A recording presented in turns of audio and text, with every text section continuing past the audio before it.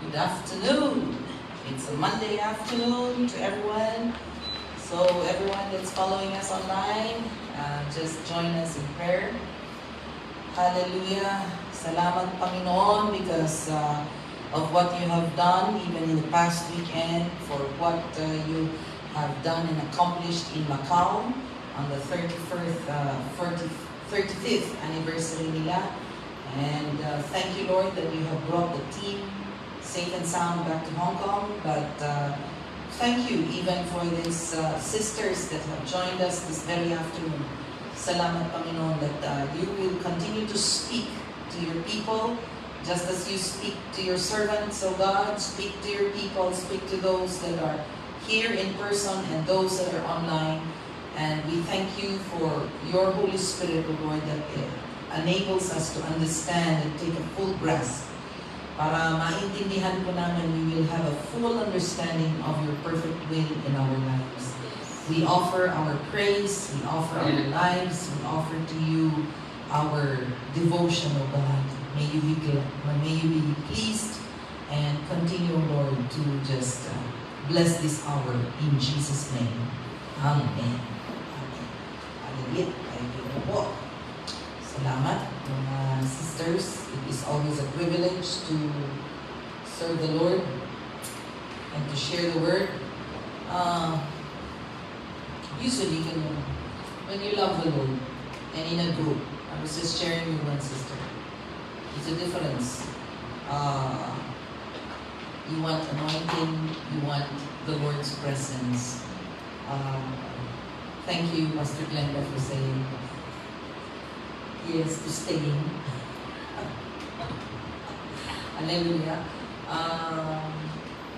Some people want to relax, some people want to go out, but there's always mountain time. There's a time for everything.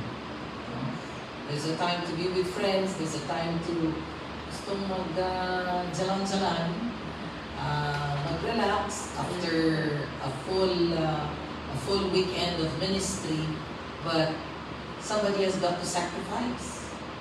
Eh kung sino yung nagmamahal kay Lord, madali lang yan sacrifice naman. Sa iba, it's still a struggle.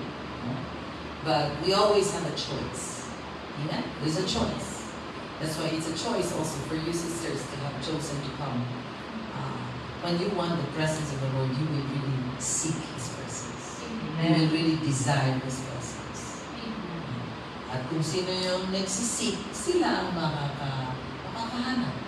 You will find, the Lord will reveal Himself to you. So those of you that continue to listen online, and join us online, you continue to seek the Lord.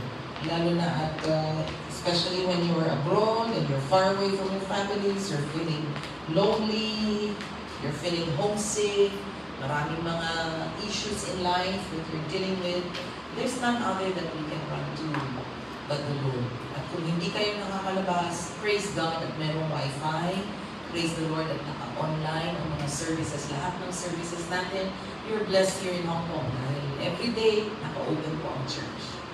Amen. And praise the Lord dahil may mga full-time na staff.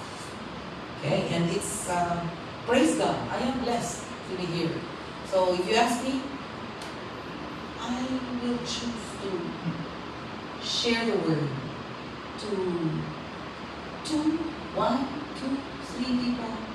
I remember what the late Sister Gwen Shaw of the End Time Handmaidens before. And I had to apologize to her, and I said, she was our special guest.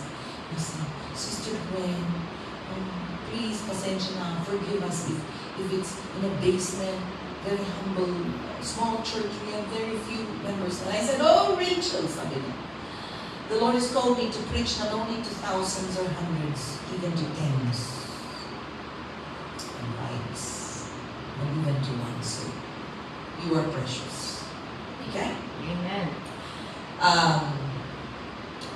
We take our text from Romans.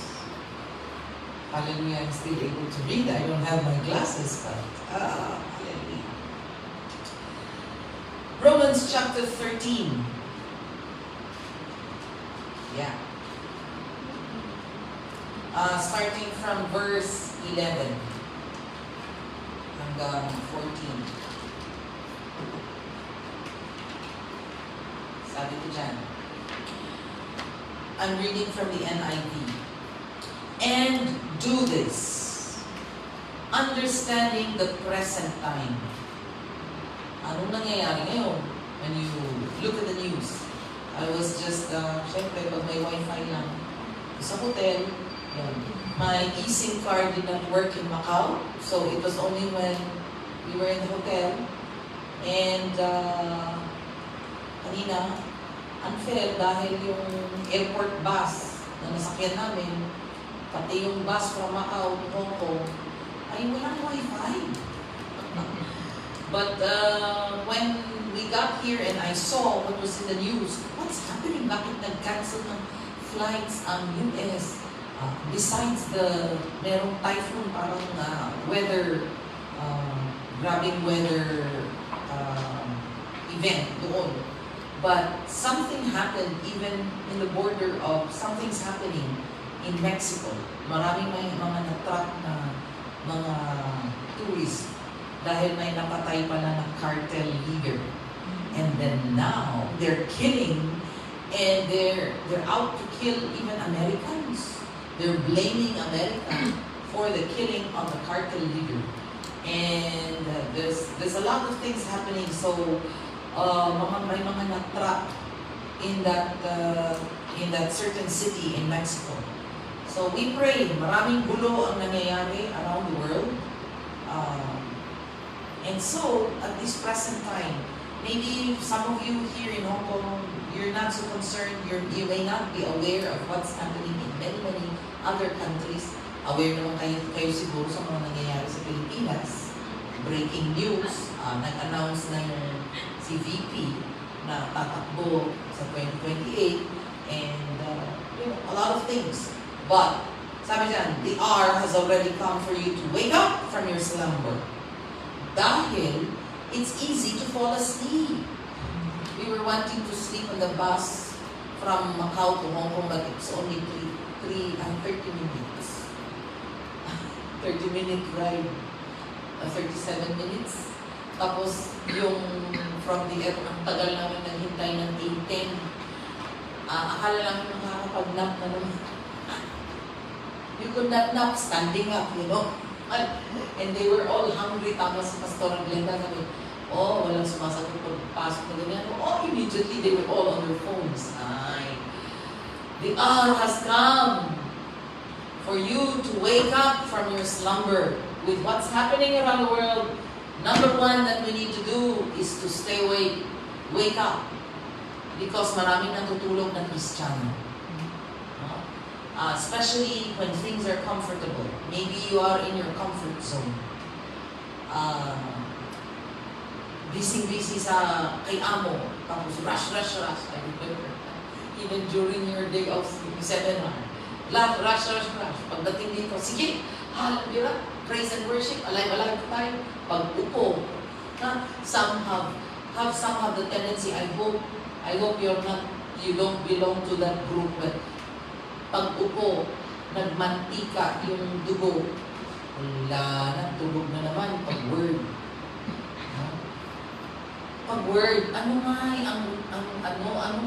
masagrap mo, ano makuha mo, pag hallelujah, yes. But because you're so tired, tapos pag umupo ka, puyat ka. Pero pag-word, why is it na pag-word, during the word, ang galing matulog? Lalo na pag afternoon holy hour. Hello? Amen? Amen. It's time to wake up. Kaya every time I'm assigned a holy hour, ay sa Macau, galing po kami ng Macau. Puyat ministry. Ang services po nila, 10 to 12. Sa gabi.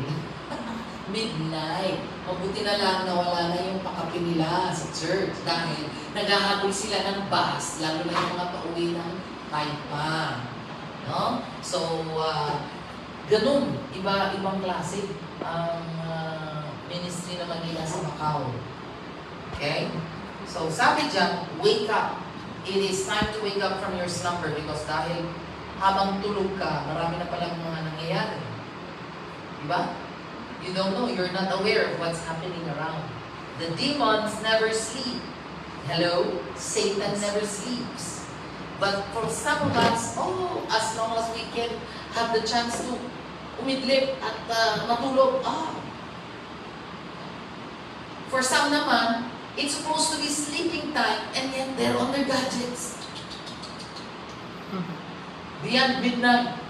At di syempre, pagdating ng seminar time, or pagdating ng gimong, Sunday service, or Saturday service, tulog. During the word. We need to wake up. Wake up from our slumber. There's a slumbering spirit. A spirit of stupor that needs to be bound and cast out. If you notice na medyo natutulog ka, nag-relax ka from ministry, or parang hindi mo ma-fit, dahil kasi kulang ka ng tulog, kulang ka na nga ng tulog, nag-tiktok ka pa, at nag-gadgets or nag-games. No, we need to really discipline ourselves. Kaya sabi ko, si mga third discipline yan. You know why she's healthy? Well, she's healthy, early to bed, early to rise. At Paiso, you take care of your temple, the temple of the Holy Spirit. Yun naman ang good advice ng mga doktor, even when we were children. Early to bed, you're early to rise. And the alpha sleep, para makakuha ka ng alpha sleep, which is deep sleep, maganda kung i-train natin ang ating mga katawan, mga sarili na matulog. Maybe the silent generation and the baby boomers, they have longer life and are healthier than us, young generation, dahil ngayon, maraming mga distraction at maraming gadget. Yes. True? Yeah. Exposed po tayo sa radiation. Pero sila, they didn't have all those distractions. They're able to have the full 8 hours sleep. Speaking of sleep, that's healthy sleep. To take care of this. Pero ito, wake up from your slumber is speaking of. Wake up from being too comfortable spiritually. Wake up from not doing anything. The worst thing that a Christian can do is to do nothing. Wake up from, how do you call this? Lukewarmness. Wake up from being too relaxed. From being SSS Christian, seated, satisfied. Hello? Amen. Kailangan magising po. And wake up to the reality that we are in spiritual warfare.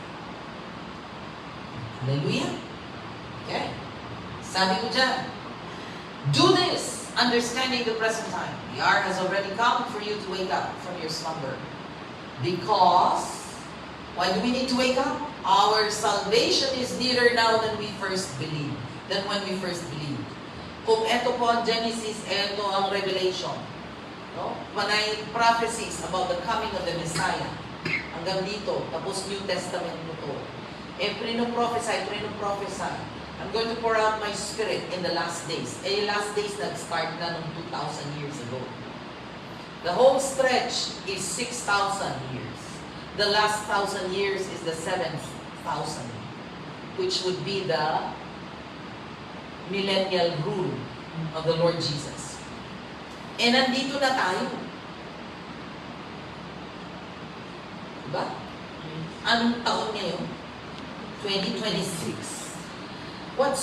What year did Jesus die? 30 AD. Just to give you approximately, we don't know the time or the hour when the Lord will be coming back. Diba? When did He die? At about 30 AD.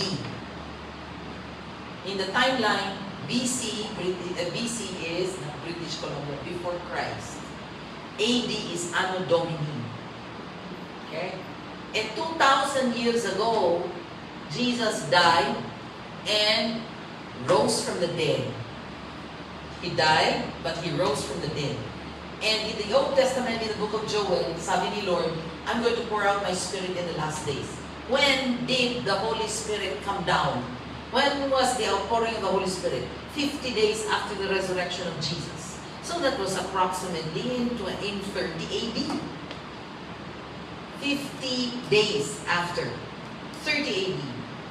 And when you speak of dispensations, when do you think a dispensation is a certain period of time? And when you talk of the dispensational period of in the church history and in the church age, the history of man, different dispensations yan. The dispensation of innocence was from creation, the breakthrough in form of man. Every dispensation may nangyayari. The next na pangyayari is the rapture. When Jesus will split the skies and come down and claim His bride. Okay? Are you part of His bride? Kailangan ang bride gising. Hindi pwedeng sleeping beauty. Si Sleeping Beauty nag-sleeping dahil nagkaroon ng curse. And the only time that she can wake up is when the prince, who is really truly in love, will kiss her, di ba? Yun ang mag-break ng curse. That's according to the story of Sleeping Beauty. Now, the church of Jesus Christ, there are many parts of the body of Christ, many churches, many tribes that are still part of the body of Christ that are still asleep and slumbering, relax na relax, kaya dead. Laodicean church, lukewarm na lukewarm. Kailangan pong magising po tayo. How would you know a church that is gising na gising? It's doing spiritual warfare. It's doing prayer and fasting. And while we're waiting for the Lord, it's doing evangelism and discipleship. Hallelujah! Tanong ko, ang pre-believers ba? Gising ang church ng pre-believers? At least we're doing our part. The Great Commission.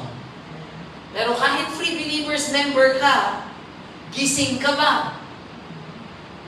There's no guarantee na just because free believers member ka, nabaptize ka, or you're part of the free believers church, na you will make it. You need to be awake. Slap yourself and see, are you awake on this unholy hour? See? Our salvation is nearer than ever before. And hindi natin alam, sabi ni Jesus, Matthew 24, the day, no one knows the day or the hour. Not even the Son of Man nor the angels, but only the Father. Diba? Yes. No one knows the day or the hour. So what are we to do? Stay awake. Always be ready. Kasi pag tulog ka, ay, mamimiss mo yun. Kagaya ng kwento ni Rabbit at ni the Rabbit and the Turtle. Diba? Proud na proud. Sige, mag-race tayo. We will race, Rabbit and the Turtle. Sige, yung kung sinong unang makakarating doon sa finish line. Sabi ni Rabbit, bilisan ko. At ako'y magnanap, may time pa ako magnap. Binilisan niya. At nagnap siya, di ba? Natulog. Bali, di Pagong. Si Pagong ay, mabagal na siya. So, natulog siya. Di niya namalayan, ay, sige, si Pagong, tuloy-tuloy, pagod na pagod, pero sige pa rin. Ay, nalampasan niya si Rabbit. At itong si Turtle reached the finish line na tulog pala dito pagising ni Rabbit ay wala na, you lost your chance dahil tulog. Napururok pa. So be careful because you might miss the flight. Yeah. You might miss the flight parang si Bishop Moses no? Na sa Montreal, he was supposed to fly for the UK. Ay tulog, madamdama, nag-ring yung phone. Si Bishop Melchor, si Pastor Melchor, na nasa UK, sabi niya, Bishop, nandito ako, saan? Nandito po ako sa labas, kumusta yung flight niyo? Ha? Anong flight? Ngayon dapat yung flight niyo, ay! Hindi niya namalayan na yung flight niya, wala na, tapos na. Nagising siya at tulog. But God did another miracle. Yun yung isang testimony na pumunta si Pastor Melchor doon sa counter. Sabi niya, my father missed his flight. You know, he's old. Can you rebook? Eh, dapat pa mag-rebooking, you have to buy another ticket, right? You have to buy another ticket. Can I speak with your manager? Gumano siya, nag-pray sila. Nag-pray siya lang, nag-pray. Di, dumating yung manager. Oh, another testimony. Praise the Lord. Talagang this is where faith works. God granted our bishop a rebooking. And he was able to fly the next day. See? Now, Pastor Melchor didn't have to book another ticket. Praise the Lord. Pero lesson. When you fall asleep, you miss out on the blessings, you miss out on the move of God. Amen. Amen. Make sure you don't miss out on the rapture. Hallelujah. So stay awake. Agriniin tayo. You know, sa Hebrews, spur one another on to good works. Baka may natutulog spiritually. Nawala na, nag-give up na sa ministry, or nag-backslide, medyo nanghihina. So open our eyes and look for somebody to spur, somebody to encourage. Hallelujah. Because one day, you're like sowing seeds. Because one day, baka ikaw naman ang kailangan gisingin. Okay? Amen? Amen. Yes. Next verse. Natin. Sabi dyan sa verse 12, the night is nearly over. The day is almost here. So let us put aside, iba yung let us do the works. Let's work while it is day. Because night is coming. Diba? Yun ang sabi ni Jesus. Pero ito, sabi ni Paul, the night is nearly over. Tama na. Kung ano-anong mga ginagawa ng mga tao at night. Right? The day is almost here, so let us put aside what? The deeds of darkness and put on the armor of light. Okay, verse 13.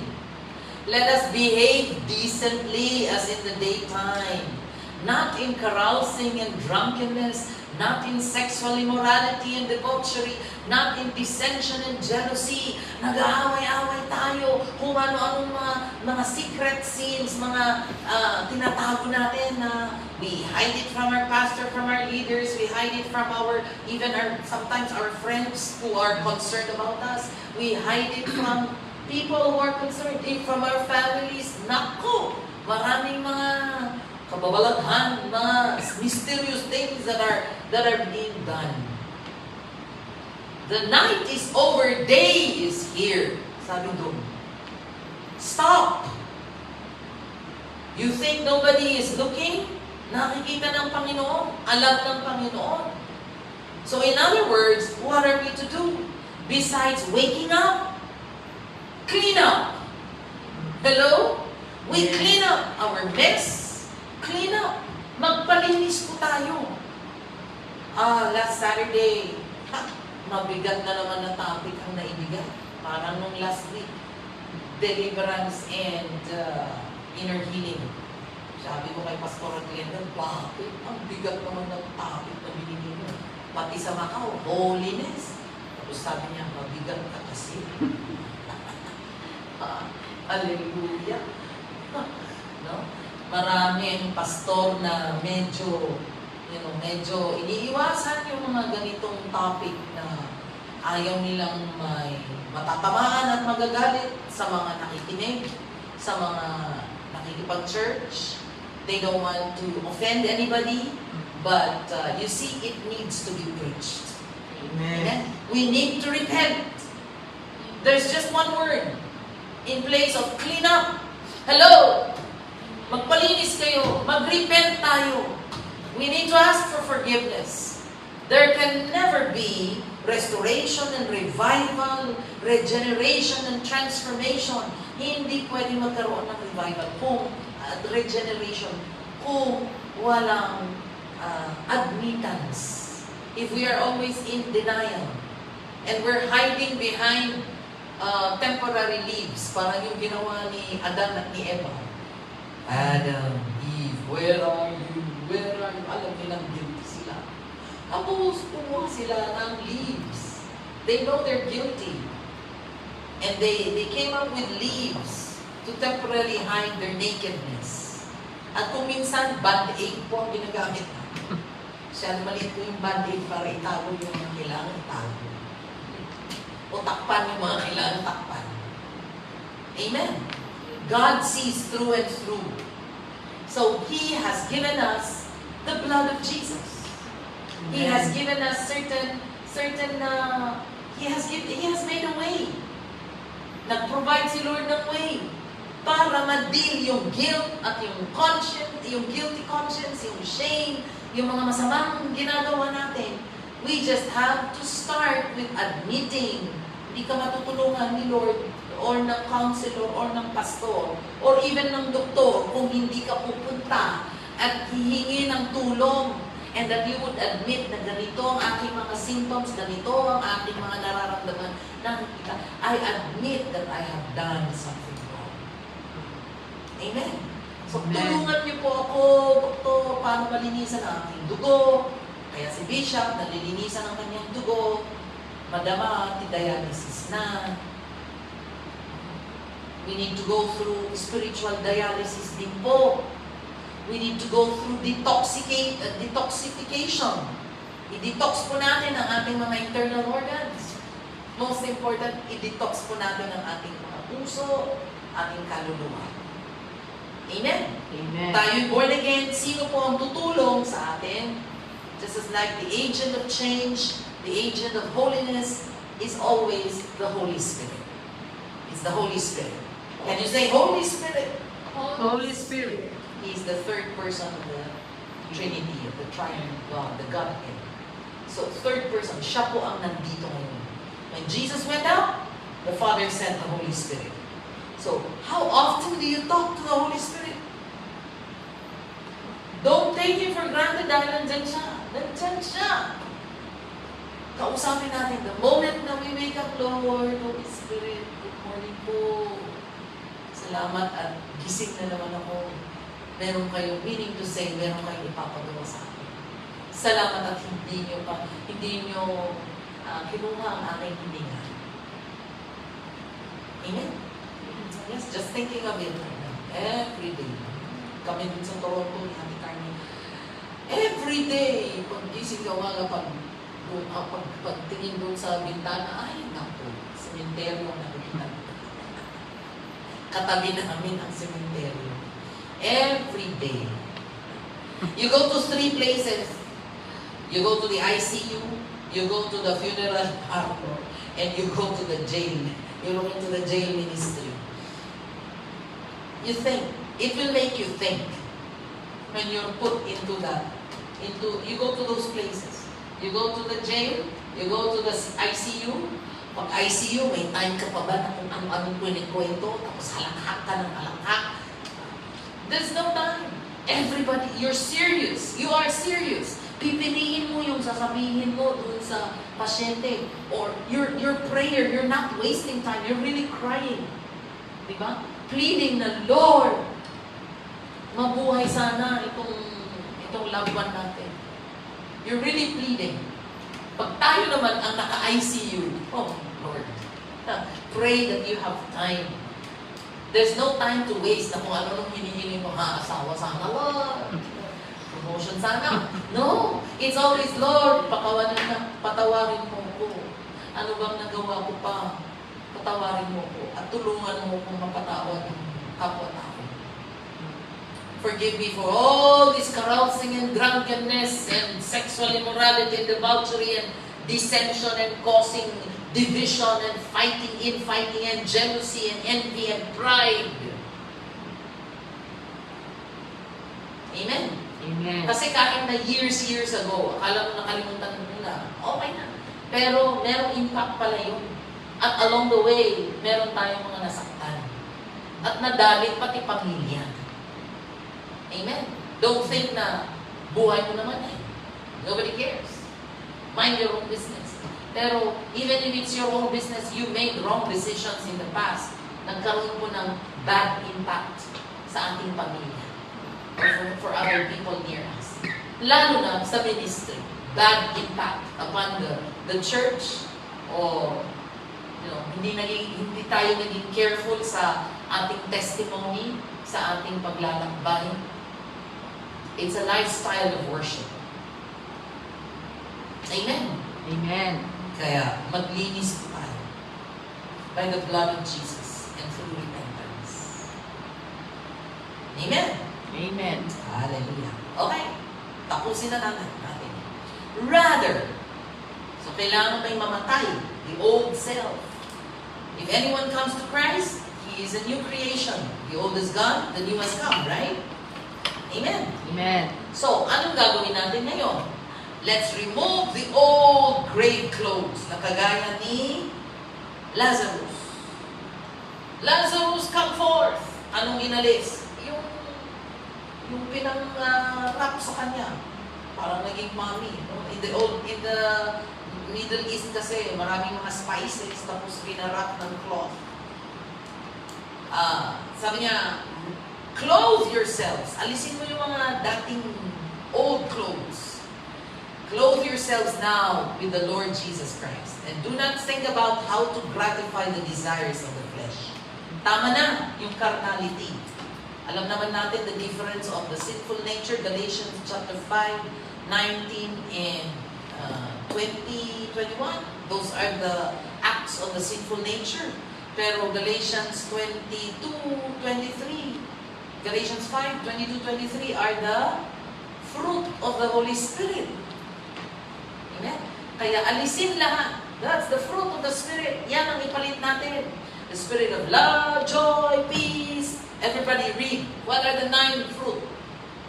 Love, joy, peace, forbearance, patience, kindness, goodness, faithfulness, gentleness, and self-control.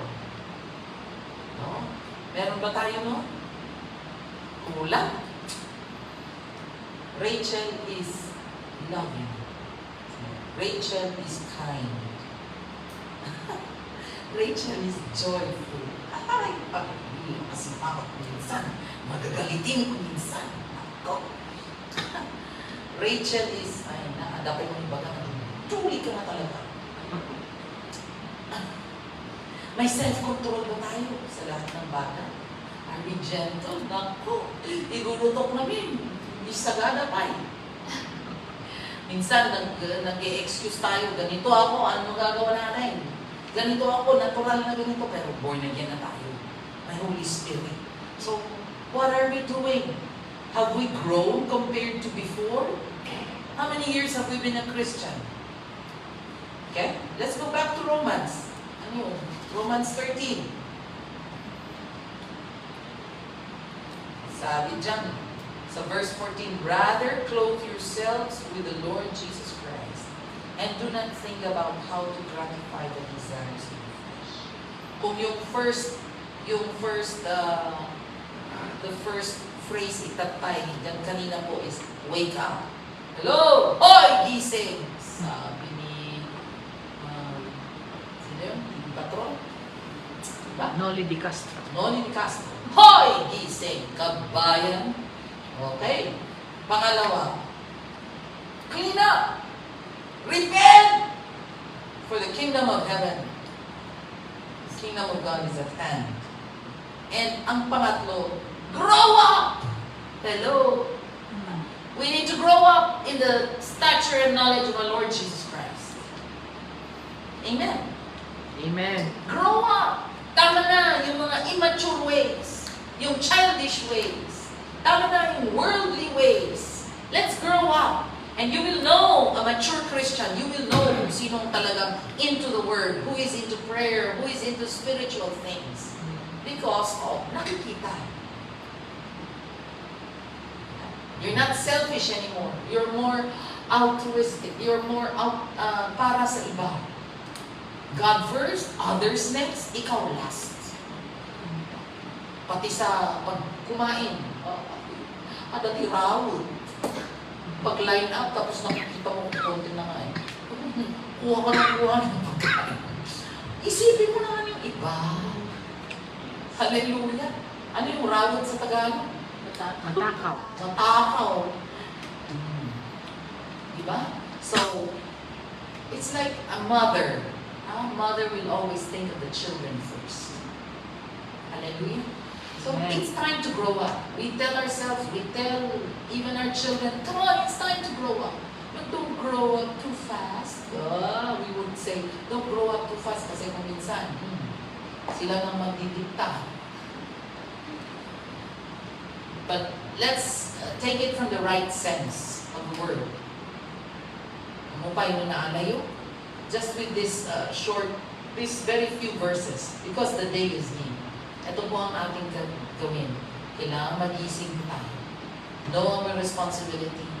Know what is happening around the world. The signs of the end times are here. And so we stay awake. We cannot be slumbering. Okay? Amen? Amen. Pangalawa, maglinis po tayo.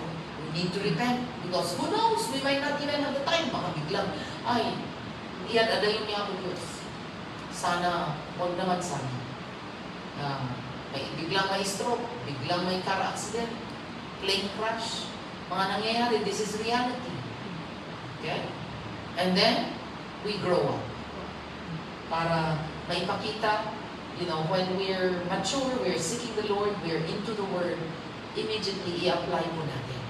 The fastest, if you want to grow really fast in your faith, is through obedience. Kung ano yung narinig mo, i-apply mo kaagad. I-apply mo kaagad. And so that we will grow. Makapag-forward po tayo. Wala po sa edad yun. Marami po mga senior at mga older people minsan parang mga naka-pampers pa. No? And they very, very onion skin, ang daling ma-offend. Matagal naman ng Kristiyano. Okay? Samantalang merong mga bata-bata, o kahit bago-bago sa pananampalataya, mas nakakaintindi pa at mas submissive at teachable. Hello? Amen. Amen. Kaya wala sa edad yun at wala sa number of years being in church. Okay? Wala rin sa posisyon. Kahit na may posisyon ka, pero hindi ka teachable. Yeah.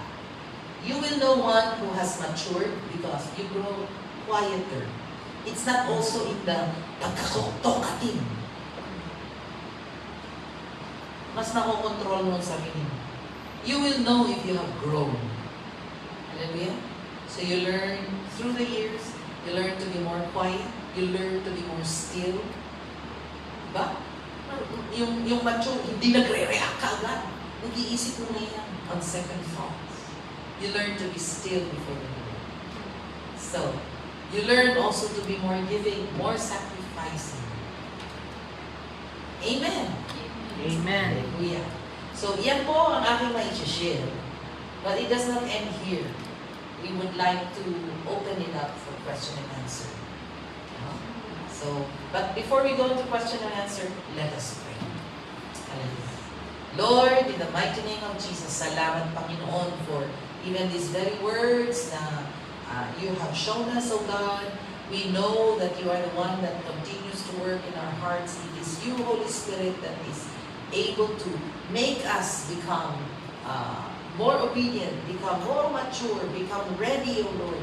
You are the one that will remind us so that we will be ready when the Lord Jesus Christ comes, when the rapture comes, O Lord. Help us to be rapture ready. Panginoon, I pray for your people, for those that are here listening and those that are following online. Panginoon, salamat to Diyos that you will make these very words of yours become real and true and become manifest in our lives. Though how simple this message is and how short, let it come to pass, O God. Let it be our food for the moment. And Lord, continue to speak to us and give us warning, O Lord. We want to please you. We want to live our lives pleasing and acceptable in your sight. In Jesus' name. Amen. Amen. Yeah. All right. We have a few more minutes before na close natin ang service. Baka may question po kayo. Tuloy natin yung question and answer dahil wala sa tanak. Uuwi sila bukas. The team will go home tomorrow. So, may question. Sige. May question Okay, come on. Okay, in person muna. Ito lang naman ko because nagpapalala siya po check. Kasi po, so nabanggit niyo po kanina na parang nakita kayo ng mga consumer. Pero ang question ko po na minsan talaga nagbabatter po ako. Bakit, ano po yun sa war ko ng Israel tsaka sa Pakistan, sa Gaza? Palestina. Kasi Palestinian, parang kasi hindi po siya nag-stop. Tapos sabi sa akin, bakit sabi nila Israel ay holy land? Bakit hindi sila nag-stop na magkera doon sa Gaza na non-stop na bombing? Tapos meron pa po akong nakita sa video sa X, sa Twitter, na yung pag yung kung saan prison yung mga taga sa Gaza na yung mga nahuli na gusto daw i-rape ng mga Israel. I-rape ng Israel. Oo, kasi nakita ko lang po sa video. Tapos kaya nakakampos mo bakit sa yung tinuturing na ng Holy Land, bakit ganun yung mga tao. Alright. What you see in the major media networks, no? Don't be fooled dahil marami ang hindi totoo. Okay? When you're in Israel, yes, it's a holy land. It's called Holy Land, pero halo ang mga tao sa Israel. Okay? But nobody can deny the fact that Israel as a nation is God's people, as a people. And the Jews, mga Hudyo, because they believe in Judaism, they generally don't accept Jesus to be the Messiah. Okay? But based on history, at yung mga maraming mga nagbablog or kung ano-ano mga lumalabas sa sinasabi nila na yung mga IDF soldiers ang gustong mag-rape sa mga Palestinians o yung mga baliktad. It's the Hamas that have raped. You know, yung ang daming more than 1,000 ang pinatay at rinape at binihen. Pati mga babies linagay sa microwave when they attacked in 2023. We were supposed to fly to Israel. Pero, and then, anong tawag nito? Convention ng East Canada. Nangyari yung biglang lumabas from the tunnels. Kasi may underneath tunnels ang mga Hamas. Hamas is the terrorist organization. They are the ones that are controlling the Palestinians. Okay? And they went through the tunnels. They came by land, and by land and by boat. They crossed they went through the waters, and by parachute yata or paragliders. Okay? At maraming pinatay na mga Hudyo. Maraming mga pinatay na Hudyo. Baliktad.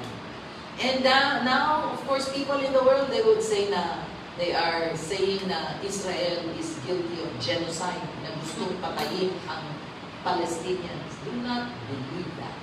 Even the United Nations, it is sad because many in the United Nations, kaya nga yung tinatawag ng itatang is United Nothing. And even President Trump has, ngayon meron siyang board of peace. They want to deal with Gaza. It's not the Palestinians ang gusto nilang i-deal. How do you call this? Parang collateral damage lang yung pagpatay ng yung mga namatay ng mga ibang civilians. Dahil hindi nila alam ng Palestinians, hindi nila alam, ginagamit ng Hamas sila to be sort of like a human shield. Yeah. A human shield. And if they only know, ina-abuse ng Hamas, they want to control the Palestinians. They are their own people, and yan pinapatay din sila. Yan, hindi nyo nakikita in the news. They won't come up with that. But anyone who is a real journalist who would speak the truth, okay? Sinasabi nila, pinabaliktad nila na kinokontrol ng Israel, pinapatay at bisbisinanda, isunda, and maraming mga trucks rin naman, aid na pumapasok eh. Okay? Maybe there's just control at the border, But anyone who goes there, there's no way. There is no way that the Palestinians, they have this kind of mindset. You go to Israel, you go to the Arab section, very poor. Punta na ng Israel, di ba? Those who have gone to Israel, Israel is high-tech. It is blessed. God has raised up the Jewish people, and it's Jewish mga Jewish rich people that are in Europe, that are, it's Jewish that have started Hollywood. It's Jewish that own a lot of these sports,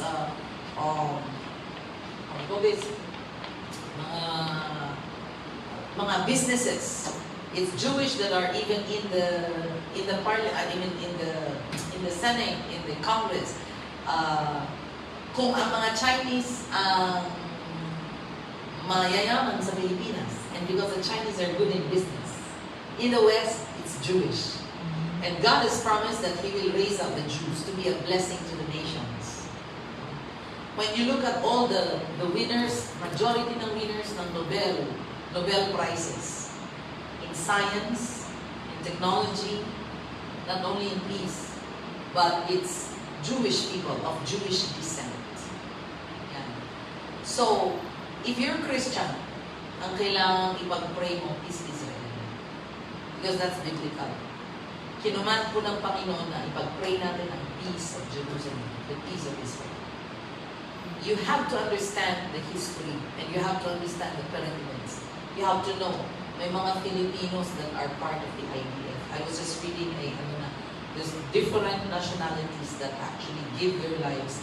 Majority are in America and Europe. They are reservists, or they are descendants of Jewish, they're of Jewish or Hebrew descent.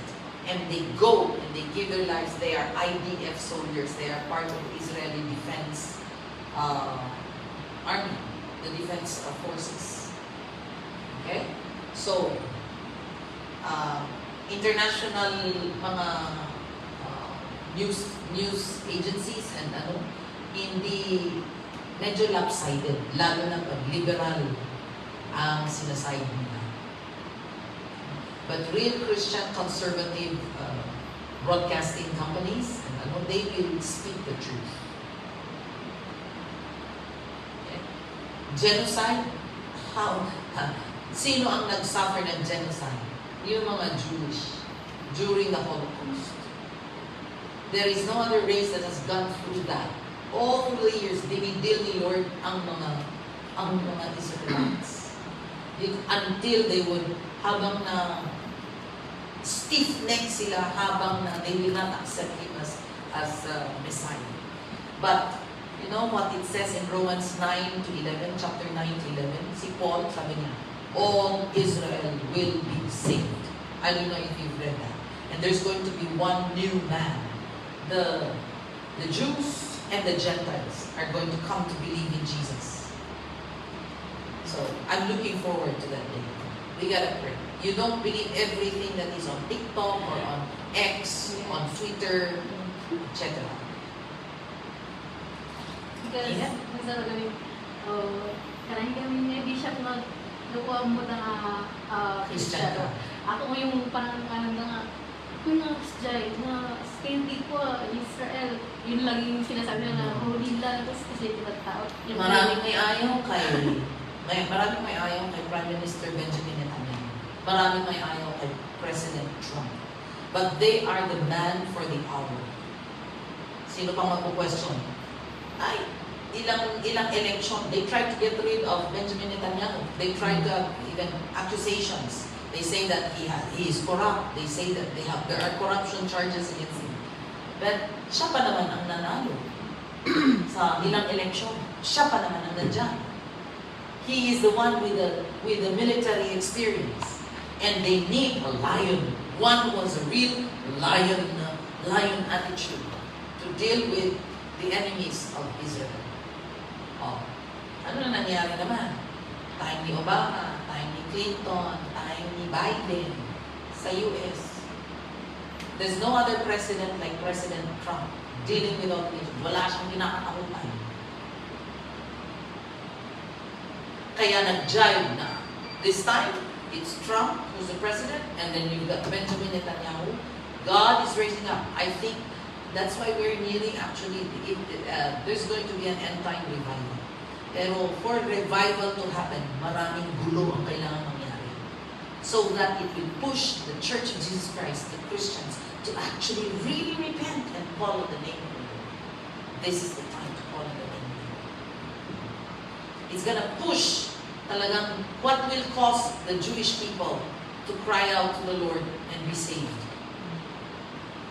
Tribulation. Marami sa kanila ang madidisin. They will shake hands, they will strike hands with the Antichrist. But they will realize it will take tribulation for Israel to be saved. It will take fire for some of us. Until we go through the refiner's fire, God is a consuming fire. Matitigas ang ulo talaga, pride. But praise the Lord for the consuming fire, for the refiner's fire. So that when we realize, oh, God is dealing with me.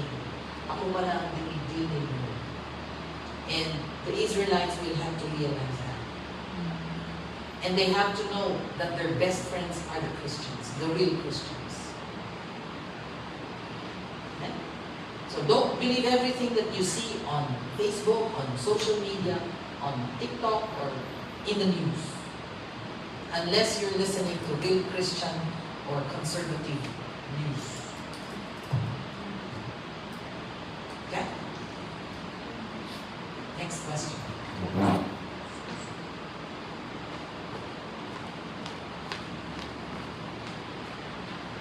Okay, i-paraphrase ko po siya para mas maayos pakinggan. Okay, sa commitment po, galing sa commitment, marami siyang involvement sa ministry pero hindi siya nagka-kites. Is it considered na committed siya na naglilingkod sa ating Panginoon? When you give your whole life to the Lord, that includes even our finances. Marami nito sa atin tanong na, pati oras ko, pati schedule ko, pati skills ko, pati talents ko. When you speak of stewardship, number one kasi na pakatistingan. Number one, that would show that you don't love money is in your giving and in your tithing. So even the late Pastor Yong Gicho, Paul or David Yong Gicho, who was able to pastor the biggest single church, has many members, thousands and thousands, mabot pa ng 800,000 members dyan sa Korea. I'm going to South Korea this Thursday with Sister Carmen. Ang pagbilang nila ng committed members, hindi attendees ha. Kasi when you say attendees, marami, especially kung may special occasion. Ang pagbilang nila ng committed members is the tithers. And in a good, solid, biblical-based, Bible-based church, it's not only free believers that's teaching this, but tithing is one proof of your love and your real commitment to the Lord. Dahil it's not only Old Testament, New Testament. Jesus has sustained the tithe. Sa pag-rebuke niya sa mga Pharisees sa Matthew 23:23, sabi niya, dapat, hindi lang kayo mag-tithe, you should have also done showing justice and mercy. Diba? Hindi lang sa pag-tithe or else you'll just become like dogmatic. To-tithe naman ako. Pero yung ugali mo, saka yung pagtrato mo sa ibang tao. Okay? Pero kahit naman magaling ka na, nagsiserve ka, pero hindi mo naman binibigay yung tithe. Bakit? The tithe belongs to the Lord. It's not just Mosaic law. It's not just part of the law. Even Abraham, even sina Abel, they gave the first fruits. Even before the law was given to Moses, Abraham was tithing, Isaac was tithing, Jacob was tithing. And lalo na sa New Testament, go and sell everything to give to the poor. The word in the New Testament is everything. Yeah. You There's a lot of testimonies about how God has blessed. Lalo na itong mga big, if you know the history of paano naging successful. Even some businessmen who were not Christian before, but they believe in tithing and they believe in setting aside something to help the work of the Lord or mga charities. So, you join Full Gospel Businessmen's Fellowship International or Christian businessmen. And some of the big businesses that are well-known, na naging tither ang mga owners at mga founders ay Colgate Palmolive, KFC, okay? You've got Holiday Inn, you've got Walmart. Walmart is a popular, cheaper store na you buy everything there. It's not just department store, it's like groceries also, and electronics. What else? Basta, yan ang mga, Cadbury chocolate. Yan. Christian po ang mga maging founders, ang mga nagsimula sa mga yan na businesses, and because they learn to tithe, and they learn to support the work of the Lord, so the Lord bless their businesses. And the tithing principle in Malachi chapter 3 is really for those who have faith and who love the Lord. The open heavens, you know, the overflowing floodgates of heaven will be open, is for those who obey, for those who truly believe and who love the Lord. Kaya give that portion. You test Him in your giving time. And God will prove to you He is more than enough. Amen. Amen. Kaya when you are in leadership, if you want to, you give the tithe. God will bless your income. You test Him in that area.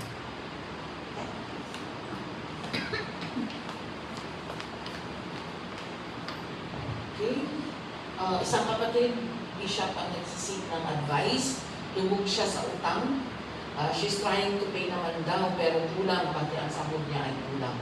But hindi naman niya wini-withhold yung kanyang tithe. Nagpapagamit naman siya bilang gitarista, pero sometimes in her mind ay sumisiksik yung thought na hindi, marami kang utang, bakit ka tumatayo o kaya ka lang. Okay.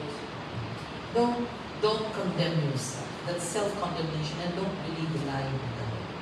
Just continue to serve the Lord. Nobody is perfect. Unless meron namang kasama sa ministry na dami ng utang. Who would verbalize it? You become the advocate of the enemy.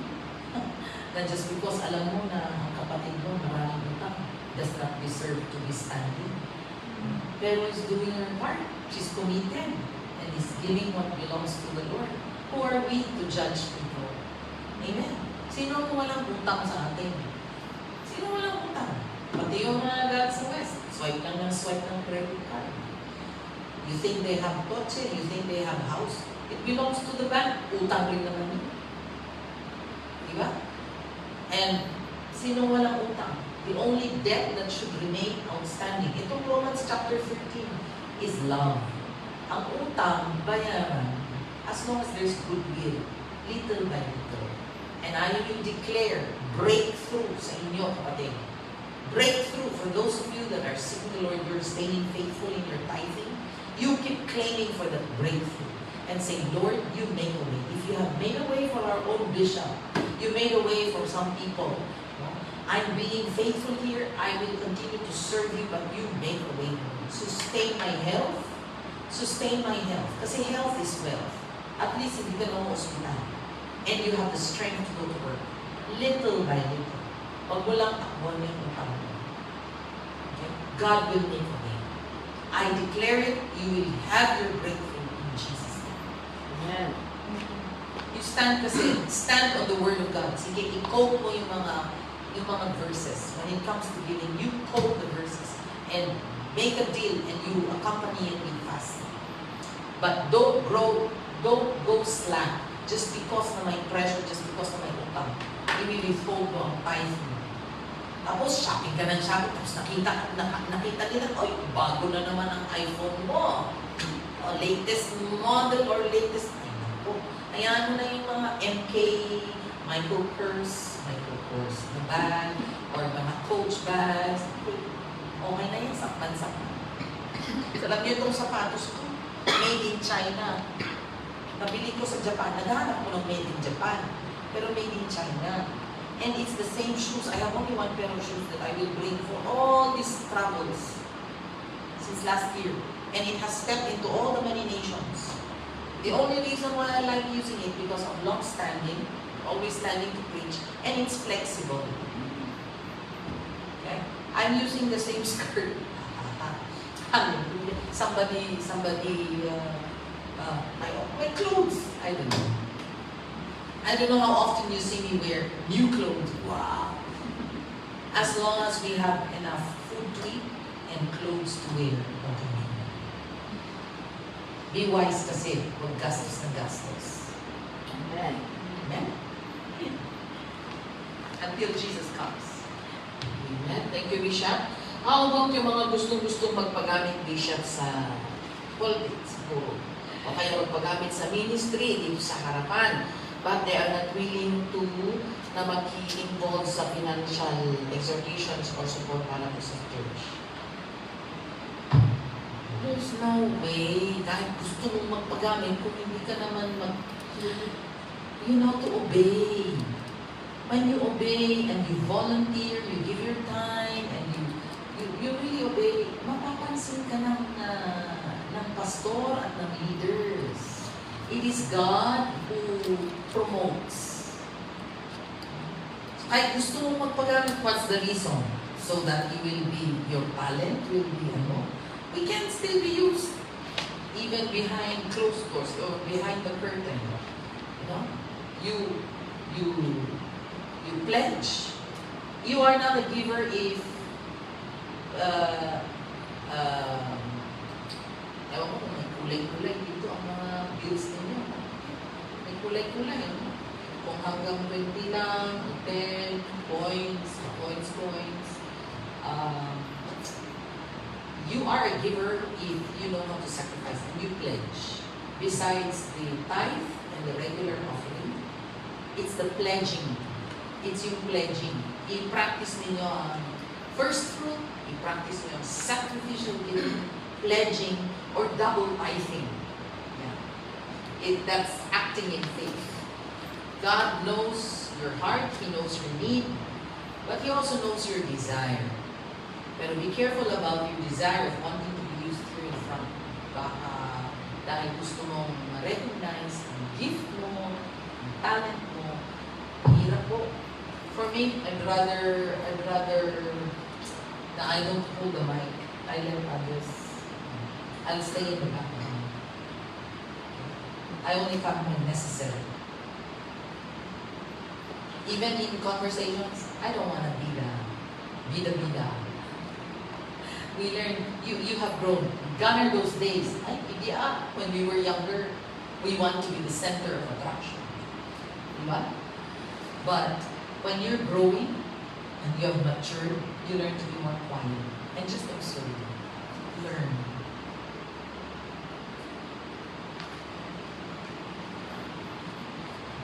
Okay, thank you, Bishop. Tanong about sa balut. Is eating balut considered a sin? Kasi may dugo pa daw at hindi pa lumabas ang video. Merong nagtanong, alam ko kung sino ka.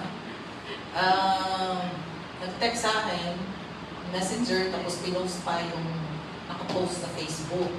Kaya may teaching na ang mga apostolic Pentecostals should not eat balut because it is sinful daw. That can become dogmatic. And I was asking, we were discussing with the bishop, talagang it's according to your faith, when you look at it. Although, some would say because based on Acts chapter 15, parang gipiyot, parang na hindi naging fully developed, parang na tapos because it's a chick, and then nandun yung dugo, and then sabi ko, basta we might be considered dogmatic. Meron namang ibang balut na hindi masyadong developed yung beer at meron pa yung yellow portion at yung white. But the soup of it, yung tubig, masarap rin naman kasi yan. So, for me, I don't necessarily like eating. But when I was teaching in Manila, our principal would bring in balut. It's good for your health, lalo na yung mga nagpuyat. If you don't need that, you can have hot soup and then just break, for example, raw egg. Mix it and then drink the soup. For some, they put it in sarsi to deal with puyat. Pero yung balut,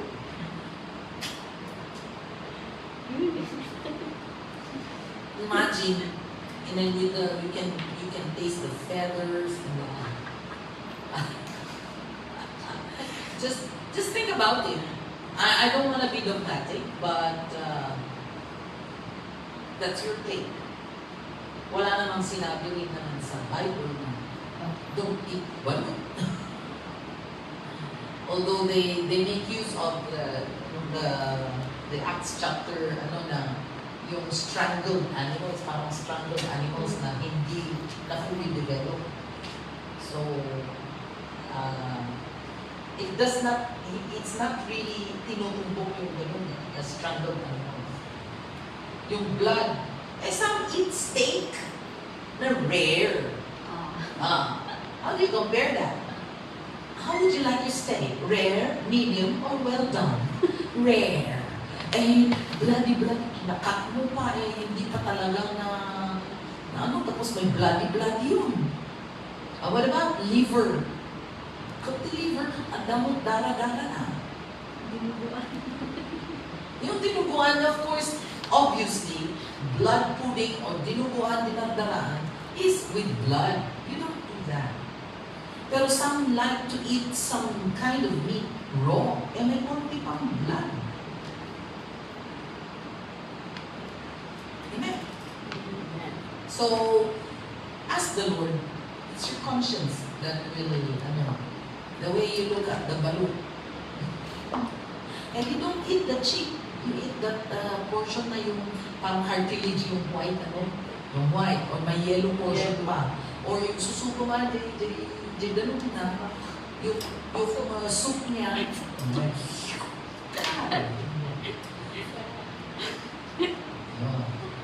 Kung hindi, Pinoy na lang. Diba? Balut or Pinoy. Kanina, binigyan ako ng itlog from Taiwan.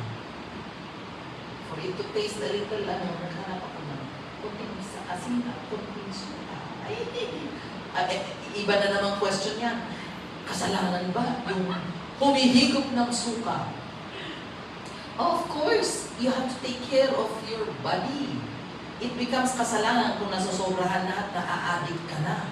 At hinihigop mo ang suka. You're not supposed to make higop-higop yung suka. If you dip something in suka and then eat it, that's okay. Like some fruits or some meat or chicharon. Diba? Pero pag hinihigop mo na, ay naku, hindi maganda for your internals. Okay? Amen. Okay po, Bishop, thank you. Another sisik ng advice. Matagal nang hiwalay ang kanilang parents for 20 years. Then, biglang bumalik yung mama nila after 20 years at yung father nila gustong makipagbalikan. Pero bago makipagbalikan, mag-pick-pick muna. I don't know kung ano ba mag-pick-pick. Something like a pagan practice. Yeah, bago daw makipagbalikan sa kanilang mama. Sino ang gustong mag-pick-pick? Yung father. Yes. Now, the question is, okay lang ba na in respect sa kanilang ama ay parang makikipag-compromise sila just for their parents to be together again? No, it's their chance na mga anak, kung sila'y believers na, to speak the truth. Mag-preach sila, mag-share sila sa ama. Because even if they try to magbalikan, Satan is it's still a doorway, a portal for Satan na gagawin mo through a pagan way. No, they better pray for salvation to the Father. They speak the word. You have to search all, paganism, witchcraft, all those, it is not the will of God. And if they want na magkaroon ng talagang maayos, yung pagbabalik, yung reconciliation ng father and mother, the question is the mother a believer naman? No. It is their chance na silang mga anak, if they are the believers, i-share ninyo ang gospel to both your parents. And so that, you don't want yung pagbalik mo, yung balikan na process, the second time around, if they want it to be sweeter the second time around, then they do it God's way. Let's do it God's way so that God's blessing will flow to both parents and to the family. Huwag bumalik to the worldly affairs. Do not conform yourself to the basic principles of this world. Okay? It is ungodly.